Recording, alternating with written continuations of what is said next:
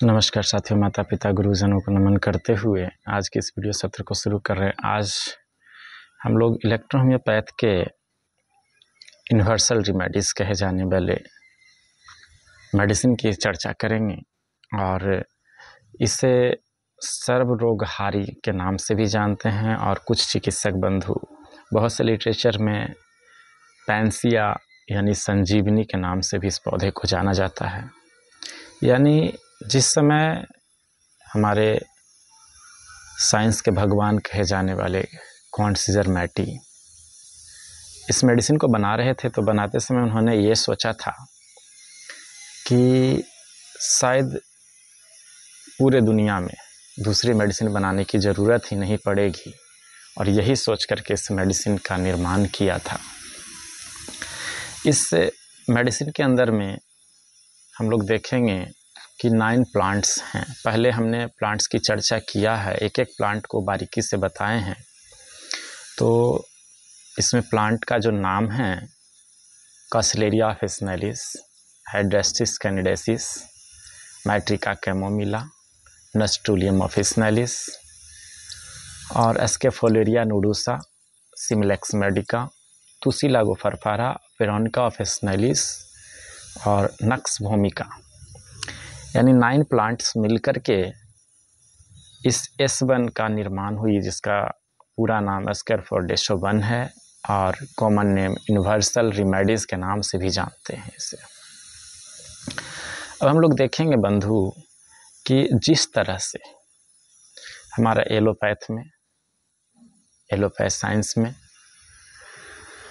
Penicillin को दर्जा दिया गया है, उसी तरह से आयुर्वेद के अंदर में मकरध्वज नाम की मेडिसिन की जो रिपुटेशन है, होम्योपैथ में नक्श भूमिका की रिपुटेशन जिस लेवल पे है, एज लाइक इलेक्ट्रो होम्योपैथ में एस्केफोर्डेशो-1 की भी वैसा ही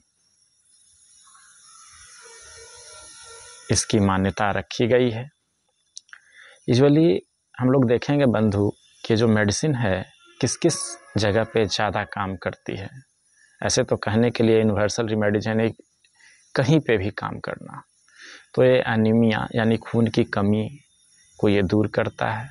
यानी अगर मैसिव डोज में लिया जाए, पॉजिटिव डोज में लिया जाए तो ये खून की कमी को कम करता है। डायबिटिक वाले को लिए इम्पोटेंसी यानी नपुंसकता, उसमें बहुत अच्छी हेल्प करती है। लॉस ऑफ एपेटाइट यानी भूख की कमी, जब भूख की कमी होती है तो इनके मैसिव डोज बार बार लेने से भूख बढ़ने लगता है। खाया पिया नहीं पचा, तो अगर बार बार each 5 मिनट के अंदर इसमें लेते हैं तो तुरंत के तुरंत आपका खाना खाया हुआ डाइजेस्ट हो जाता है और ऐसा हमने बार बार देखा है।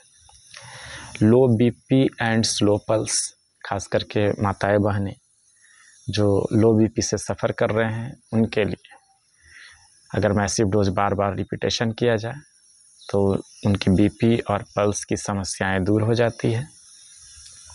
साथ ही कोल्ड एंड कफ में, इनटॉक्सिसिटी के केस में यानी पॉइजन के केस में या any type of insect bite के केस में आप देखेंगे कि इस मेडिसिन को बार बार रिपीटेशन अगर करते हैं, यानी S1 की बार बार रिपीटेशन करते हैं तो टॉक्सिक को बाहर निकालने की पूर्ण रूपेण क्षमता रखने वाला मेडिसिन है।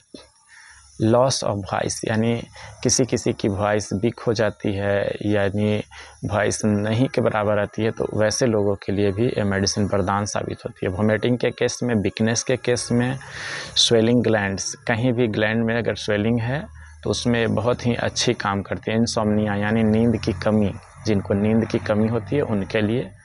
रिटेंशन ऑफ यूरिन में किसी भी तरह का इरिटेशन होता है उसको ये ठीक करने का काम करता है। बैड टेस्ट यानी खाना का टेस्ट यदि बुरा लगता है, ख़राब लगता है, तो वैसे को फिर से अच्छा टेस्ट में बदलने का काम करता है। ओबेसिटी, जो लोग एब्डोमेन बाहर निकले हुए हैं, बहुत ज़्यादा हैवी वेट वाले लोग हैं, उनके लिए ये बहुत ही अच्छी मेडिसिन है, नेगेटिव डाइल्यूशन में लिया जा सकता है।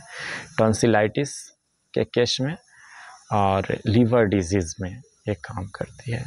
साथ ही S1 को, और ये चूँकि फंक्शनल रेमेडीज़ है तो इसको ऑर्गन रेमेडीज़ के साथ में, जिस ऑर्गन के मेडिसिन के साथ में लिया जाए पॉजिटिव डाइल्यूशन में, तो उसकी फंक्शन को बढ़ाती है, और जब S1 को नेगेटिव डाइल्यूशन में लेते हैं तो उसकी फंक्शन को कम कर देती है। साथ ही हम लोग देखेंगे कि नींद नहीं आने पर D10 डाइल्यूशन में S1 को लेते हैं तो नींद आ जाती है, और चिड़चिड़ापन में S1 को WE के साथ यदि लेते हैं तो चिड़चिड़ापन दूर हो जाती है। बुखार सर्दी खांसी में फेब्रिफ्यूगो-1 और पेक्टोरल-1 के साथ S1 का इस्तेमाल करते हैं तो बुखार सर्दी खांसी ठीक हो जाती है। अर्थराइटिस के केस में जिनको जॉइंट का पेन है उसमें फेब्रिफ्यूगो-1 और WE के साथ S1 का इस्तेमाल नेगेटिव डाइल्यूशन में करेंगे तो वो पेन सप्रेस्ड हो जाती है और ठीक हो जाती है। साथ ही हम लोग देखेंगे, चूँकि वीडियो भी बड़ा होने जा रही है, टेम्परामेंट, तो टेम्परामेंट में 3 तरह का टेम्परामेंट की चर्चा की गई है, ब्लड टेम्परामेंट, लिम्फ टेम्परामेंट और मिक्स टेम्परामेंट।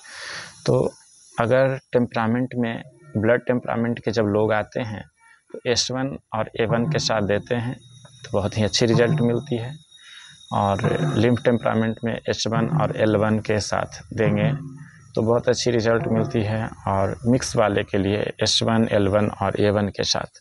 ये खास करके चिकित्सक बंधु समझ पाएंगे इस बातों को।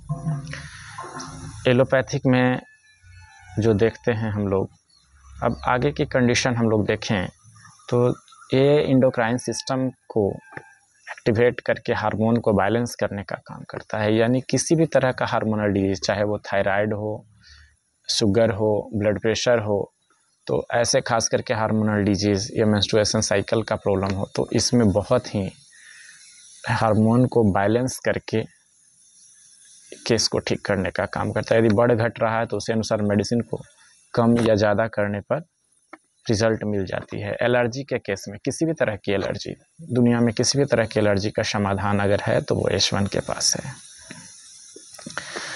प्रिवेंट इन्फेक्शन, आप देखेंगे बहुत सारी महामारियां होती है, महामारियों में viral, bacterial, fungal, any type of micro organism attack करते हैं बॉडी के ऊपर, तो वैसे केसेस में ये प्रिवेंटिव का काम करता है। खास करके कोरोना के समय में भी हमने इसे प्रिवेंटिव के तौर पे मेडिसिन का इस्तेमाल किया और बहुत ही मिरेकल रिजल्ट मिलते रहा। पहले से भी ऐसा हिस्ट्री में मिलता है कि इसका इस्तेमाल कंटिन्यू किया गया है। कोई भी पॉइजन, सांप बिच्छू अगर काट लेता है तो वैसे केसेस में S1 और B का मैसिव डोज दे करके अल्टरनेट करके देने से वो पूर्ण रूपेण ठीक होती है। साथ ही H1 और B का कंप्रेस देने पे वहाँ पे बिल्कुल ठंडक महसूस होती है और पता ही नहीं चलता है कि कुछ काटा भी है। धन्यवाद साथी। Good health, good life. Thank you. जय हिंद। शेयर, सब्सक्राइब एंड लाइक करें।